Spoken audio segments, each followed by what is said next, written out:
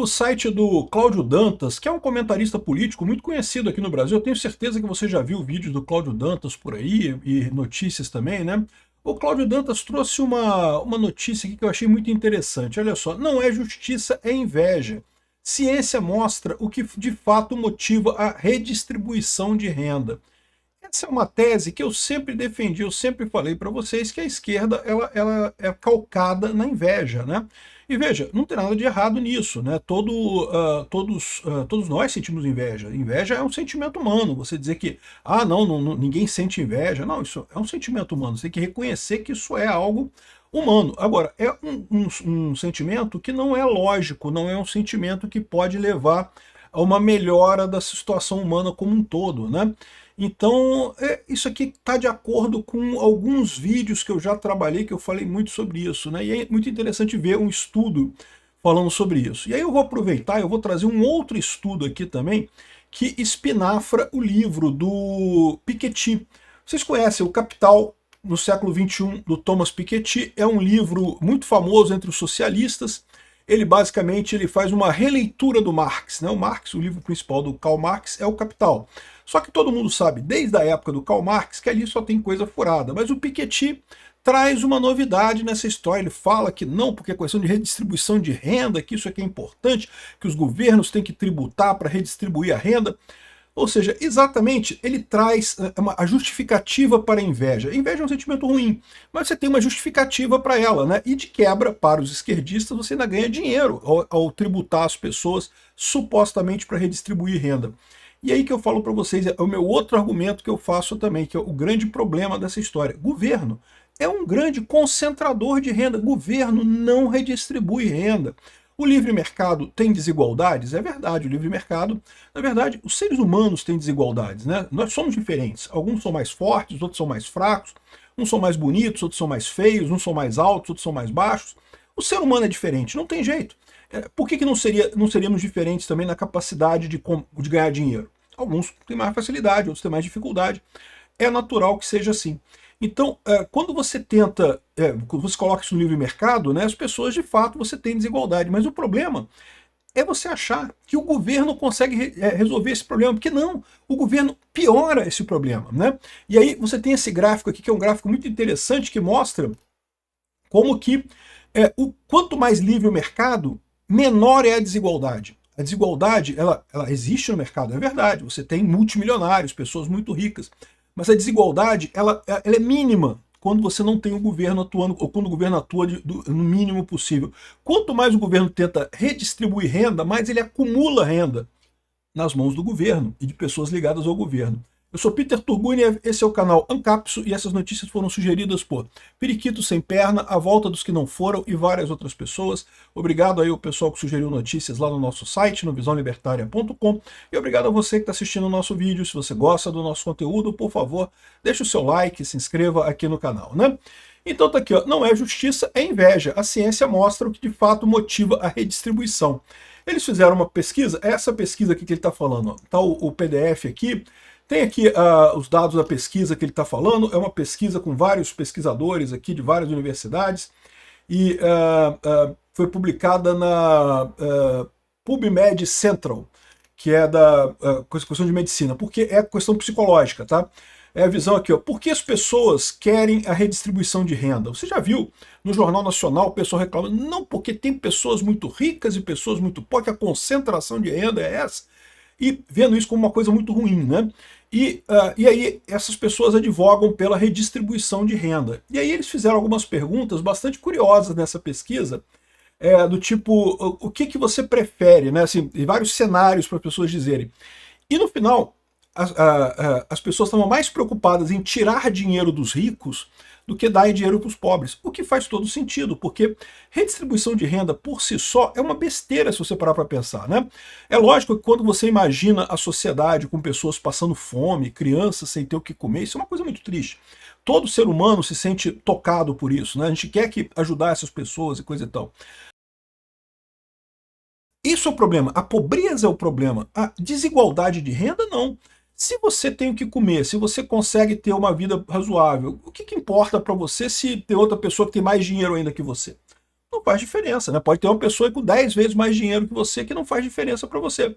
Né? Então, assim, ver o problema como a distribuição de renda é por si só um sinal de inveja. E eles só constataram isso daqui. Eles fizeram um monte de pesquisa. Primeiro eles chegaram à conclusão que tem 3 elementos que fazem as pessoas criticarem ou quererem agir contra a redistribuição de renda. Né? A primeira é a compaixão. Ou seja, a compaixão é justamente é o que eu falei. Mas a compaixão é referente à pobreza. Você quer acabar com a pobreza, as pessoas que não têm nada. As pessoas que não têm nada, que estão em muita dificuldade, coisa e tal, isso é natural você querer ajudar essas pessoas, né? Mas isso não quer dizer nada com relação a quem é muito rico. Quem é muito rico, qual o problema? Não está afetando nada, né? O outro é a inveja, e o terceiro fator preditivo de apoio à redistribuição foi a expectativa de ganho pessoal com a implementação da política. Ou seja, é a pessoa que quer... Vamos dividir o que tem o pessoal, porque aí eu vou ganhar mais, eu estou na parte de baixo. Se distribuir o dinheiro de todo mundo, eu melhoro, entendeu?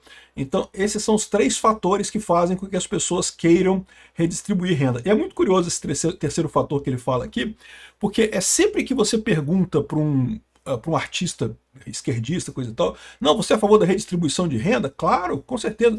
E aí, vamos redistribuir a sua renda? Então ele fala, não, mas eu estou embaixo, eu tenho que redistribuir o pessoal que é rico, que está acima de mim.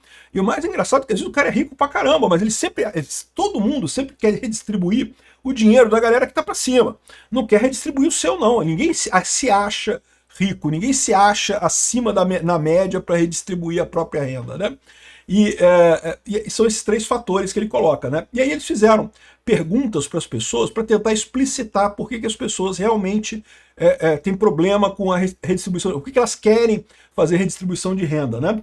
E o que perceberam no final das contas é que um gosto pela justiça teve pouco ou nenhum efeito no apoio à redistribuição. Ou seja, as pessoas que querem, que têm compaixão, que veem como justiça, né, que querem realmente que a pessoa pobre ela tenha o mínimo necessário, não são essas pessoas que veem a redistribuição de renda como um problema.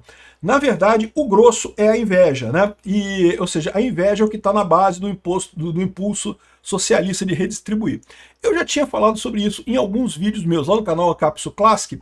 Tem esse vídeo meu aqui, ó, Meritocracia Existe, em que eu falo justamente que a base do socialismo é inveja mesmo, e não tem nada de errado com isso. Não é à toa que conseguiu tantos adeptos na sociedade humana. A inveja é um sentimento natural, todos nós sentimos inveja.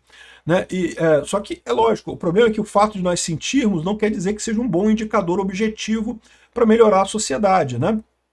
Então, tem essa situação aqui, muito bacana, essas conclusões aqui do estudo. O estudo está aqui, os links estão todos na descrição do vídeo, caso você queira ver isso daqui. Né? E aí, junto com essa matéria, tinha uma outra matéria também que me indicaram mais ou menos ao mesmo tempo, criticando o livro do Thomas Piketty. Né? O Thomas Piketty virou o novo Marx dos socialistas modernos, né? Porque o Marx falhou, vocês sabem, né? O Marx já estava errado desde o início. Aliás, lá no canal Ancapsu Classic tem também o meu vídeo aqui. Qual que é o vídeo que eu falo do Marx? É o Mais Valia Existe, que eu explico por que a teoria do Marx já era falha na época do Marx. Não é que agora a gente sabe que ela está falha, não. Naquela época ela já estava falha, já quando Marx escreveu essa parada, né? Mas aí o Thomas Piketty, ele reescreveu a coisa com a questão que não vai ter a revolução socialista, mas os governos têm que fazer a redistribuição de renda, tem que cobrar impostos dos mais ricos para redistribuir renda para os mais pobres e não sei o que lá. Você já ouviu esse papo? Todo mundo da esquerda fala isso, o Lula fala isso, que tem que cobrar dos mais ricos, né? A grande base teórica deles é o livro do Piketty, né? E outros autores esquerdistas também, né? E aí tem esse gráfico aqui que foi visto pelo pessoal, que diz o seguinte, que o Vicente Geloso, que é um outro economista, ele fala aqui sobre o fato de que o Piketty está errado no passado e no futuro também, né? E ele explica que se você medir a questão da desigualdade em termos de percentual das pessoas que detêm determinada riqueza da sociedade, que é como eles tipicamente veem, né?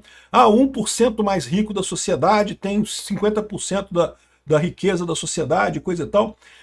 Você chega ao fato de que, na verdade, em sociedades livres, você tem uma maior igualdade, né? Veja, a desigualdade ela sempre existe, ela sempre vai estar presente.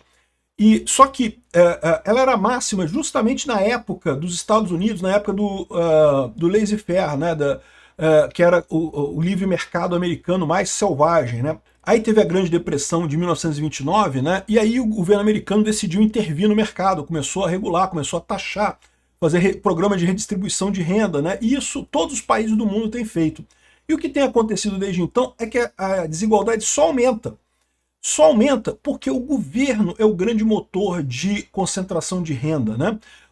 Para pensar, o que é imposto, se não é concentração de renda? O imposto pega dinheiro de todo mundo, mesmo dos mais miseráveis na sociedade. O mendigo que mora ali na rua, ali, que pegou um dinheirinho com você para comprar uma cachaça no botequim, quando ele vai comprar a cachaça dele, paga imposto.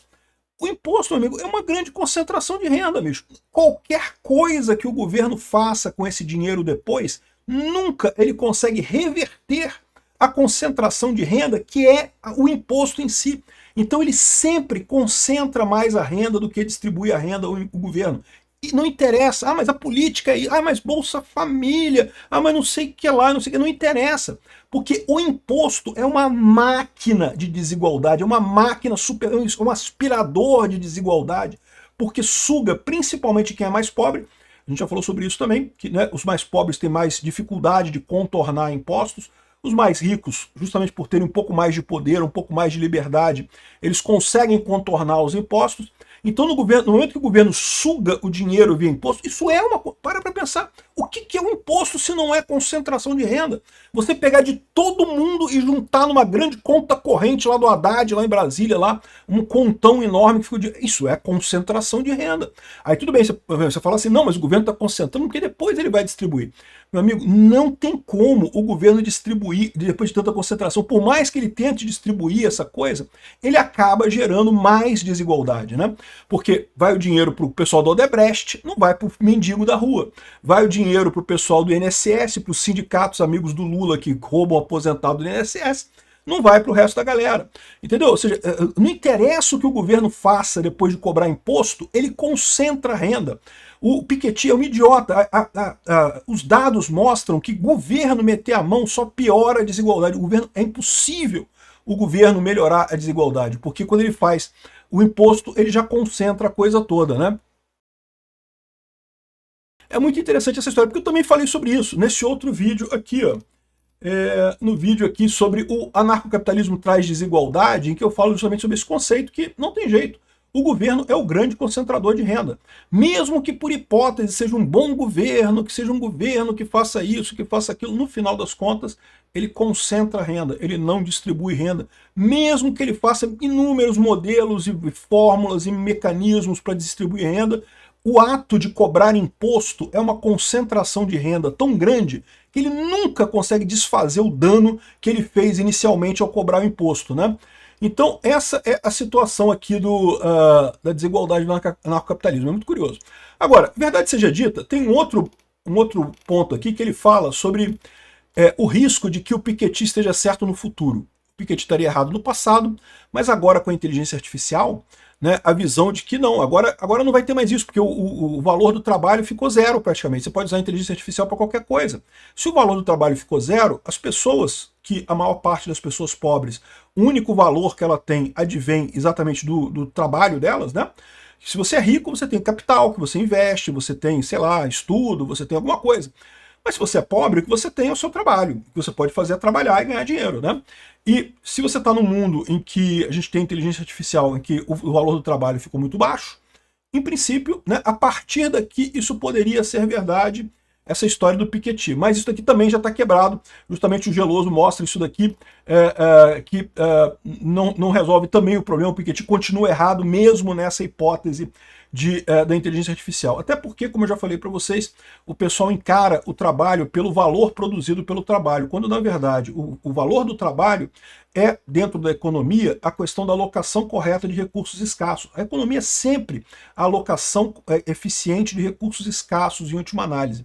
Não interessa o trabalho em si produzido, a questão é como é que você aloca os recursos.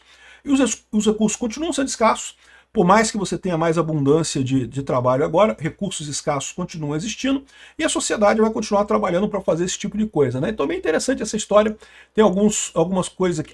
Tem um outro aspecto também que o pessoal colocou aqui, é que está ficando grande esse vídeo, mas é a questão do individualismo versus o coletivismo, né? o pessoal fez uma medida aqui sobre os países mais individualistas e os países mais coletivistas. Individualistas e coletivistas no sentido de que as pessoas tendem a resolver os problemas em grupo versus tender a resolver os problemas sozinhos, né? Ou seja, eu quero dizer que é algo cultural. Aqui no Brasil, vocês sabem, o brasileiro ele tem esse negócio de trabalhar em grupo, né? Não é à toa que o brasileiro se dá muito bem em esportes coletivos. A gente é bom no futebol, é bom no vôlei, esportes coletivos. Esportes individuais, nem tanto, né? Tem um ou outro aí que se sai muito bem, mas a gente não vai muito bem em esporte individual. O brasileiro é muito coletivista, ele gosta de trabalhar em equipe, né? E curiosamente, quando você plota o índice de coletivismo, né, individualismo versus coletivismo, os países que têm um individualismo maior acabam tendo uma renda muito mais alta, acabam tendo uma riqueza muito mais alta per capita do que os países coletivistas, os países que tendem a soluções. É cultural isso aqui, tá? A gente não está falando nem de como o governo faz a coisa ou deixa de fazer a coisa, é as pessoas, a cultura da região, né? O pessoal coletivista tende a ficar aqui embaixo, ou seja, a perder força. Onde é que está o Brasil aqui? O Brasil deve ter algum lugar aqui para baixo. Aqui, ó, o Brasil está aqui embaixo. Coletivista pra caramba e ainda mais pobre que a linha média do coletivismo no final das contas, porque né, estamos fora do padrão nessa história aqui, né? Enfim, e aí o pessoal conversa sobre essa história aqui do coletivismo e do individualismo, explicando que, na verdade, que essa discussão sobre individualismo e coletivismo tem uma outra coisa importante, que é o consentimento e a coerção, né? Que é isso que distingue, na verdade, uma cultura individualista de uma cultura coletivista. Veja, numa cultura individualista, você não é proibido de fazer uma associação, de se unir com algumas pessoas e formar um grupo. Ninguém proíbe você de fazer isso, né? Agora, numa sociedade que culturalmente é fortemente coletivista, você é proibido de ser individualista. Você é visto com inveja. Exatamente. É um problema aqui no Brasil. Aqui no Brasil, se você se dá bem um pouquinho, o pessoal já começa a te criticar, a dizer que você roubou e não sei o que lá e fez coisa errada. Então aqui, os programas individualistas, eles não atomizam a pessoa que não quer ser atomizada. Se você gosta de trabalhar no coletivo, você pode montar uma equipe, pode montar um grupo, não tem nada que impeça. O contrário é verdadeiro. É aquela ideia que eu faço para você. Você pode ter no Ancapistão, se você quer ser socialista no Ancapistão, você pode. Você cria lá a sua República Socialista Voluntária, todo mundo vai lá para dentro da sua República Socialista Voluntária e sejam muito felizes, não tem nada que impeça. Continua o mundo sendo um Ancapistão, só tá você e o pessoal que está ali contigo de forma voluntária, né? Imagina-se, né? Se tiver coerção, aí já é outra coisa. Se tiver coerção, se você está obrigando as pessoas a estar ali, aí já é escravidão, né? Aí não cabe no mundo libertário. Mas entendeu a ideia? As coisas não são equivalentes, o individualismo e o coletivismo. Por quê? Porque no individualismo você pode ter o coletivo também, mas no coletivismo você não consegue ter o indivíduo. Esse é o problema, e é isso que gera uma ineficiência nos estados, nas culturas que tendem a decisões coletivas, né?